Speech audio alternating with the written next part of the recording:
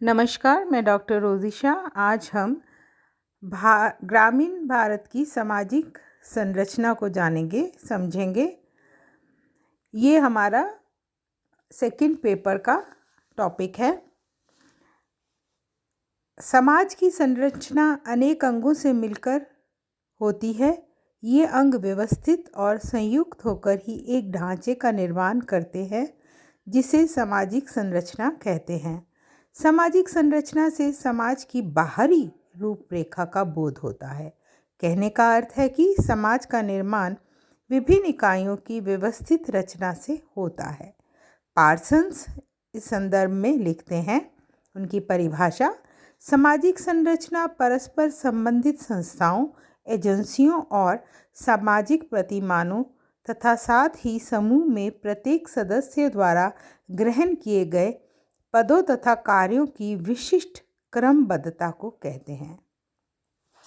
MacIver और page के अनुसार समूह निर्माण के विभिन्न तरीके संयुक्त रूप से सामाजिक संरचना के जटिल प्रतिमान का निर्माण करते हैं। सामाजिक संरचना के विश्लेषण में सामाजिक प्राणियों की विविध प्रकार की मनोवृत्तियां तथा रुचियों के कार्य प्रकट होते हैं। रॉबर्ट रेडफील्ड सामाजिक संरचना में परिवार, नातेदारी, समूह, संस्थाओं, सत्ता, शक्ति, धर्म, जाति, शिक्षा और अर्थव्यवस्था आदि को सम्मिलित करते हैं। भारतीय गांव की सामाजिक संरचना का अध्ययन करने के दौरान हम रेडफील्ड द्वारा दर्शाए गए पक्षों को समझेंगे। भारतीय गांव की सामाजिक संरचना। भारतीय गांव की सामाजिक संरचना का अध्ययन अनेक विद्वानों ने किया है और इन विद्वानों में मुख्य हैं Srinivas Dubey, McKim Marriott, Singer, Majumdar, Redfield, BR Chauhan आदि। भारत में प्रादेशिक आधार पर ही ग्रामीण संरचना में भिन्नता पाई जाती है। जैसे उत्तर भारत के गांव मध्य भारत एवं दक्षिण भारत के गांव से अनेक अर्थों में भिन्नता लिए हुए हैं। फिर भी सभी गांवों की कुछ ऐसी सामान्य विशेषताएं हैं जो सभी भारतीय गांवों में पाई जाती हैं और उनके आधार पर भारतीय ग्रामों की सामाजिक संरचना की विवेचना हम कर सकते हैं। दुबे एवं अन्य विद्वानों ने भारतीय ग्रामों की सामाजिक संरचना को दो दृष्टिकोणों से समझने का प्रयास किया है। वह दो दृष्टिकोण इस प्रकार हैं: भारतीय ग्राम एक विशिष्ट गुण पृथक इकाई के रूप में। दूसरा, भारतीय ग्राम बड़े समुदाय में एक छोटी संबंधित इकाई के रूप में। मैकिम मैरिट ने भी उत्तर प्रदेश के गांव किशनगढ़ी का इन दोनों ही दृष्टिकोणों से अध्ययन किया है। भारतीय गांव की सामाजिक संरचना में दुबे नातेदारी और जाति प्रथा, भौगोलिक सीमा के संबंधों को प्रमुख मानते हैं। उन्होंने भारतीय गांव की संरचना की निर्णायक इकाइयों को चित्र द्वारा भी प्रस्तुत करके समझाया है, जिसे मैं आपको अभी बताऊंगी। भारतीय गांव की सामाजिक संरचना के प्रमुख अंग। मैं एक एक करके इन अंगों के बारे में आपको बताने जा रही हूँ। सबसे पहले परिवार, विवाह एवं नातेदारी। ग्राम की सामाजिक संरचना की सबसे छोटी इकाई व्यक्ति है। व्यक्ति से बड़ी इकाई परिवार, नातेदारी समूह, वंश समूह, उपजाति और वर्ण है। जैसे कि इस चित्र से स्पष्ट हो रहा है कि पारिवारिक संरचना एवं साथ ही भारतीय ग्रामीण संरचना की भी इकाई है। ग्रामीण परिवारों में अधिकतर विस्तृत एवं संयुक्त परिवार देखने को मिलते हैं। ये परिवार मुख्य रूप से पितृसत्तात्मक एवं पुरुष प्रधान होते हैं और इनका मुख्य व्यवसाय कृषि है। ग्रामीण परिवारों की कई विशेषताएं हैं, जैसे परिवार में मुखिया का कठोर नियंत्रण होना, 3 या 4 पीढ़ियों के सदस्य एक साथ एक निवास स्थान पर रहते हैं, जिसे हम संयुक्त परिवार के रूप में रहते हैं। उनका भोजन, पूजन, संपत्ति सामूहिक होती है। आपस में सहयोग, पितृ पूजा एवं परंपराओं का आचरण और ऐसे करते हैं लोग, और ऐसे परिवारों में इन विशेषताओं को देखा जा सकता है। ग्रामीण परिवार उत्पादन एवं उपयोग की इकाई होते हैं। गांव में विवाह 2 व्यक्तियों का नहीं बल्कि 2 परिवारों को जोड़ने वाली कड़ी माना जाता है। विवाह का दायरा उपजाति तक ही सीमित होता है। गांव में विवाह एक अनिवार्य संस्था के रूप में भी माना जाता है। ग्रामीण विवाह अधिकतर अल्प आयु में संपन्न होते हैं। उच्च जातियों में विधवाओं को पुनर्विवाह की अनुमति नहीं है, जबकि निम्न जातियों में इसकी छूट है। सगोत्र विवाहों पर प्रतिबंध होता है। उत्तर भारत के गांव में न केवल अपने ही गांव में विवाह करना मना होता है, बल्कि गांव की सीमा से लगे गांव में भी विवाह करना उचित नहीं माना जाता है। इसके विपरीत दक्षिण भारत के गांव में अधिकतर विवाह गांव में ही संपन्न होते हैं। इस नाते यहाँ विवाह की दृष्टि से गांव आत्मनिर्भर कहे जा सकते हैं। परिवार और विवाह का विस्तार नातेदारी समूह को जन्म देता है। व्यक्ति अपने रक्त एवं विवाह संबंधियों से संबंधित होता है। रक्त संबंधियों में वंश संबंधियों को गिना जाता है। किनको गिना जाता है? वंश संबंधियों को। विवाह में कुछ प्रकार के नातेदारों से विवाह को अधिक मान्यता दी जाती है। जैसे दक्षिण भारत में ममेरे, फुफेरे, भाई बहनों का विवाह तो रिश्तेदारों के साथ विवाह करने पर निषेध है। कठिनाई के दिनों में एक व्यक्ति अपने रिश्तेदारों से सहायता और सहानुभूति की उम्मीद रखता है। निकट संबंधी सामाजिक नियंत्रण का कार्य भी करते हैं। गांव में एक व्यक्ति अपने परिवार एवं नातेदारी संबंधों के आधार पर जाना जाता है। अब मैं आपको दूसरा भारतीय ग्रामीण सामाजिक संरचना का दूसरा अंग बताने जा रही हूँ, जाति। ग्रामीण सामाजिक संरचना का ये मूल आधार है जाति। जाति का निर्धारण जन्म से होता है। जैसा कि आप जानते हैं, प्रत्येक जाति का एक परंपरागत व्यवसाय होता है। व्यक्ति अपनी जाति में ही विवाह करता है। जाति अन्य जातियों के साथ खान पान के निषेध भी तय करती है और अपने सदस्यों पर नियंत्रण भी रखती है। जाति ही गांव में व्यक्ति की सामाजिक परिस्थिति निर्धारित करती है एवं जातीय संस्कृति अपने सदस्यों में इसे संचारित भी करती है। गांव में सामाजिक संस्तरण का प्रमुख आधार, सामाजिक संस्तरण का स्तरीकरण मैंने आपको फर्स्ट ईयर में बताया था, उसी संदर्भ में बता रही हूँ। गांव में सामाजिक संस्तरण का प्रमुख आधार जाति है। विभिन्न जातियां परस्पर आर्थिक संबंधों, कर्तव्यों, दायित्वों से बंधी रहती हैं। जातियों के संबंध को जजमानी प्रथा कहते हैं। प्रत्येक जाति की एक जाति पंचायत होती है जो अपने सदस्यों के व्यवहारों पर नियंत्रण रखती है तथा जाति नियमों का उल्लंघन करने वाले को दंड भी देती है, जुर्माना भी करती है। जातियों की समग्रता गांव की उदग्र एकता का निर्माण करती है, किंतु एक जाति एक गांव तक सीमित नहीं होती बल्कि दूसरे गांव में भी फैली होती है और ये क्षैतिज एकता को उत्पन्न करती है। क्षैतिज एकता को उत्पन्न करती है। अब मैं आपको तीसरा इसमें पॉइंट बताने जा रही हूँ। तीसरा अंग ग्रामीण सामाजिक संरचना का, ग्राम पंचायत। गांव में ग्राम पंचायत सत्ता और शक्ति का केंद्र होती है। समुदाय की सामाजिक संरचना को संगठित करती है। गांव पंचायत शुरू से ही प्रशासन की इकाई रही है। गांव पंचायतों पर परिवार, जाति, वर्ग, वंश आदि का प्रभाव होता है। ग्राम पंचायतें अंत्यवैयक्तिक एवं अंतरजातीय संबंधों के निर्धारण में भी महत्वपूर्ण भूमिका निभाती हैं। जाति पंचायत गांव पंचायत के कार्य संचालन में सहायता करती है।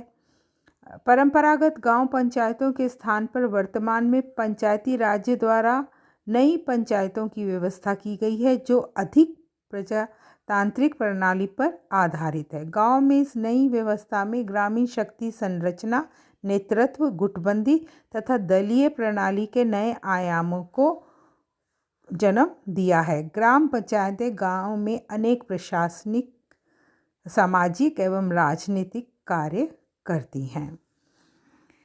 आर्थिक संस्थाएं। ग्रामीण आर्थिक संस्थाएं भी ग्रामीण सामाजिक संरचना का एक अंग हैं। गांव की अर्थव्यवस्था जाति व्यवस्था पर आधारित है। यहाँ अधिकांश लोग खेती बाड़ी के द्वारा अपना जीवन यापन करते हैं। गांव के लोगों का अपनी ज़मीन से गहरा लगाव होता है और ज़मीन के स्वामित्व के आधार पर व्यक्ति का मूल्यांकन किया जाता है। कृषि के साथ साथ पशुपालन तथा प्रत्येक जाति द्वारा अपना परंपरागत व्यवसाय भी किया जाता है। एक जाति दूसरी जाति की सेवा करती है। जजमानी व्यवस्था ग्रामीण अर्थव्यवस्था की आधारशिला रही है। दुबे, सिंह एवं ईश्वरन वाइजर आदि विद्वानों ने ग्रामीण जजमानी प्रथा का अध्ययन किया है। दुबे ने जजमानी व्यवस्था के 4 मुख्य कार्य बताए हैं। 1. कृषि की क्रियाओं से संबंधित व्यवसायों की सेवा प्रदान करना। 2. सामाजिक एवं धार्मिक जीवन से संबंधित कृषि व अन्य व्यावसायिक जातियों की सेवाएं प्रदान करना। 3. कुछ व्यावसायिक सेवाएं जातियों की परंपरागत सेवाओं के बदले में प्रदान करना। और 4. व्यावसायिक सेवाएं नकद भुगतान की आशा से प्रदान करना।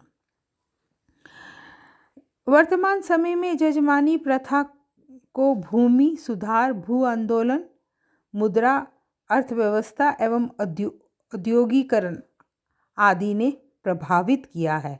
इस व्यवस्था ने गांव को प्राचीन समय में आत्मनिर्भरता प्रदान की थी, किंतु वर्तमान में गांव राष्ट्रीय एवं अंतर्राष्ट्रीय अर्थव्यवस्था के अंग बन गए हैं। धर्म। भारतीय ग्राम धर्म प्रधान है। देश की विशालता के अनुसार यहाँ विभिन्न प्रकार के धर्म, मत, संप्रदाय प्रचलित हैं, जैसे शैव, वैष्णव, कबीर पंथ, नानक पंथ, हिंदू, मुस्लिम, ईसाई, बौद्ध, जैन आदि सभी धर्मों एवं संप्रदायों के लोग साथ साथ यहाँ निवास करते हैं एवं परस्पर सहयोग और धार्मिक सहभागिता भी निभाते हैं और उसके सूचक भी हैं। हर कोट कहते हैं कि यहाँ यूरोपीय लोग धर्मनिरपेक्ष हैं, वहाँ भारतीय धार्मिक हैं। मतलब उनका कहना है कि यूरोपीय लोग तो धर्मनिरपेक्ष हैं और भारतीय धार्मिक हैं। गांव में अनेक प्रकार के देवी देवताओं को माना जाता है, जैसे राम, कृष्ण, हनुमान, भैरव जी, अम्बा माता, कृष्ण, हनुमान जी, तेजा जी आदि। गांव में मंदिर, देवरे, शिवालय आदि सभी धार्मिक स्थान देखने को मिलते हैं। ग्रामीण धर्म की भी अनेक विशेषताएं हैं, जैसे धर्म पर परिवार का प्रभाव पाया जाता है। प्राकृतिक वस्तुओं जैसे पहाड़, नदी, जल, पेड़ पौधे आदि में अलौकिक शक्ति के निवास की कल्पना की जाती है। धर्म से संबंधित अनेक निषेध पाए जाते हैं। धर्म से संबंधित अनेक जादू टोने अंधविश्वासों का प्रचलन है। भूत प्रेत और उनसे संबंधित झाड़ फूक तंत्र मंत्र में विश्वास पाया जाता है। जन्म से लेकर मृत्यु तक अनेक दैनिक कार्यों का धार्मिक क्रियाओं के साथ प्रारंभ और समापन होता है। हम देखते हैं कि संस्कार और उत्सव भी ग्रामीण सामाजिक संरचना के लक्षण हैं।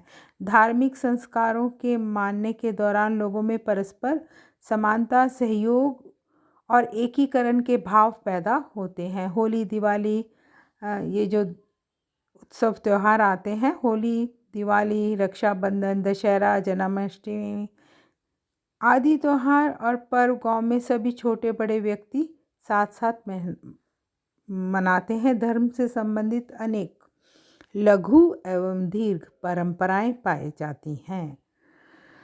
शैक्षणिक संस्थाएं। गांव में औपचारिक शिक्षण संस्थाएं सीमित मात्रा में पाई जाती हैं, किंतु अनौपचारिक रूप से ग्रामीण लोगों का शिक्षण एवं प्रशिक्षण जाति द्वारा होता है। एक व्यक्ति अपने परंपरागत जातीय व्यवसाय का प्रशिक्षण अपने पूर्वजों या पुरखों से प्राप्त करता है। परिवार ही व्यापार, कृषि एवं दस्तकारी का ज्ञान अपने सदस्यों को प्रदान करता है। इसी प्रकार हम देखते हैं कि कृषक, लुहार, सुनार, चमार, नाई, धोबी, ढोली, पुजारी आदि अपने व्यवसायिक ज्ञान को अपनी संतानों को सिखाते रहते हैं। परिवार द्वारा मनाए जाने वाले तीज, त्योहार, उत्सव, पर्व व्यक्ति को धार्मिक प्रशिक्षण मिलता है। गांव की आधुनिक शिक्षा की आवश्यकता की पूर्ति के लिए शिक्षण संस्थाएं खोली जा रही हैं।